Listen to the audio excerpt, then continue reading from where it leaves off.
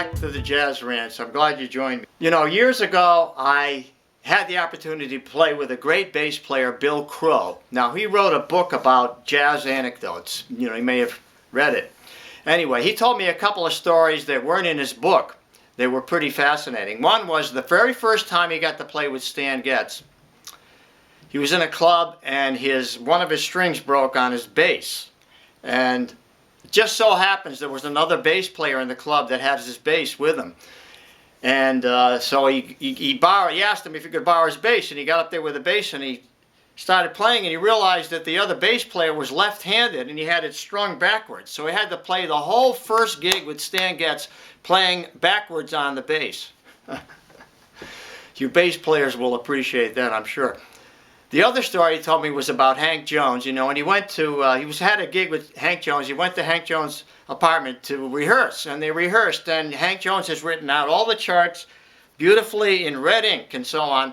And when they got on the gig, they got on stage, they turned on the stage lights, and the stage lights were red, and so all the ink disappeared. So he had to fake the whole gig with Hank Jones without having any charts. Anyway, that's a funny story that I heard from him. And now we're going to continue now with something that was requested by a subscriber about counterlines. You know, like how do you come up with counterlines? How do you come up with accompaniment to melody?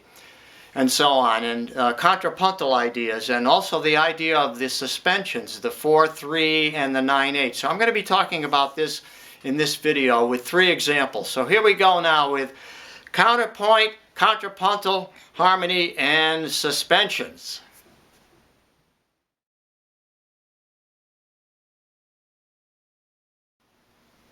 I have 3 examples of counterlines or contrapuntal movement. You could call it counterpoint. That's where you have a melodic line and you have a second melody that it plays against the melodic line and complements it. And it also should have a melodic quality to it as well, or harmonic support. So we'll start out with the first version now. It comes from a recent posting I did of My Funny Valentine. We're going to take it from the bridge. The first example comes from the song My Funny Valentine, the bridge. This is an arrangement I wrote and posted recently. And let's look at the melody. This is the melody.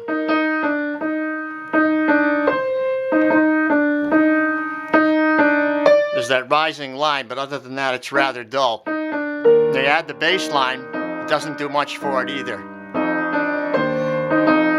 But now I'm going to add a second voice in the left hand that's going to be harmonized with and be a counterpoint against the melody.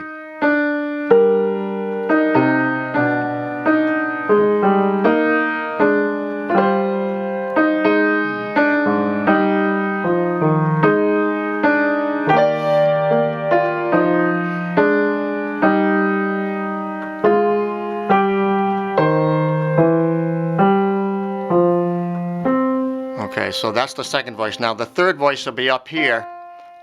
So it's this one now. Let's hear that. Let's just hear the 2 voices with this third voice, the melody in the third voice.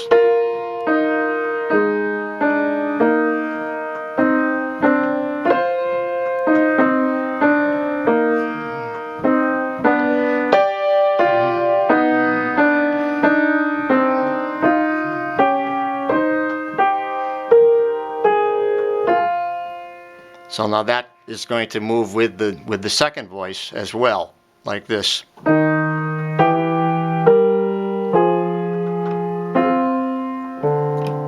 So now let's put them together with the bass line.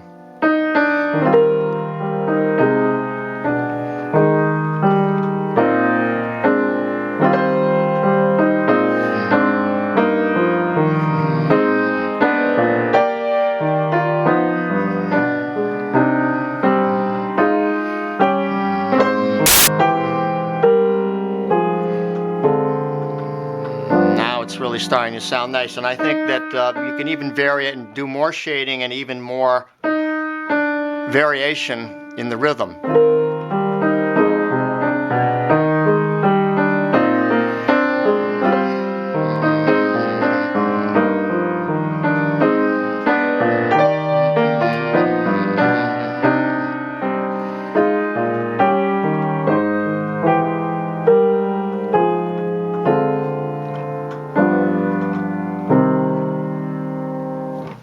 now we'll look at it a little bit further.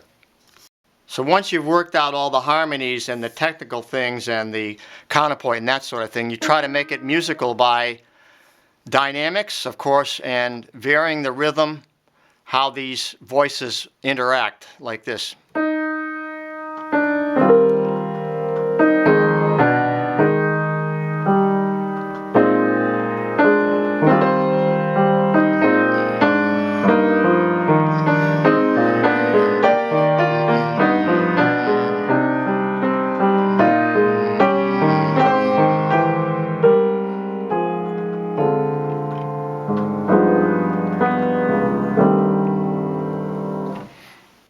You might ask, well, how do I know how to do this? Well, it has to do with you studying music and counterpoint and four-part writing, writing choral music like for soprano, alto, tenor, and bass. That's all happening here, and how to complement a melody, how to understand how the bass works, the bass line and everything, and the harmony. So now what I did was I have this basic thing is E flat major to F minor to E flat major inverted and then F minor. That's all that's happening at the beginning here. And like, so I'm adding harmony here. Now I add this diminished chord. I know I can use a diminished because it's going to take me back to the E flat again. So it could be a D diminished or a B. But instead of going to E flat triad, I go to E flat with a suspended fourth. So you're going to hear a lot of suspensions here. Here's a 4-3, and then in the melody there's another 4-3 here. See, so that's 4-3 on E flat. This is 4-3 on the B flat chord, which is the melody now. And I do this. So I have in the left hand I have, which sounds nice against that melody. Complements it nicely. Now this time the bass line is going to move down to a inverted E flat. So I just don't want to use the same progression. So now I'm going to vary it by inverting the E flat chord, you know, like, and then another, that kind of 2-1 movement there.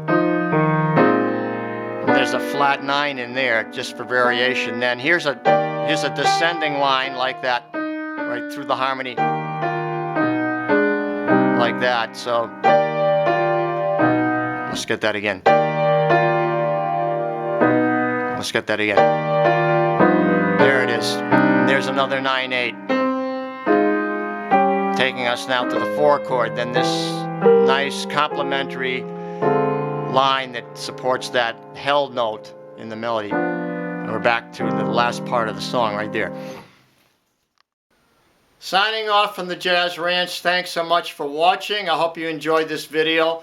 You know, the altar dominant man, he hooked up with one of those lady cowhands, and they went off to Oshkosh, Ohio to visit her relatives. So I was glad to get rid of him for a while. But he'll be back, I'm sure, very soon. So until next time, I will say, in the words of my great friend Hermie Dressel, swing loose. And we'll see you next time around. Bye-bye.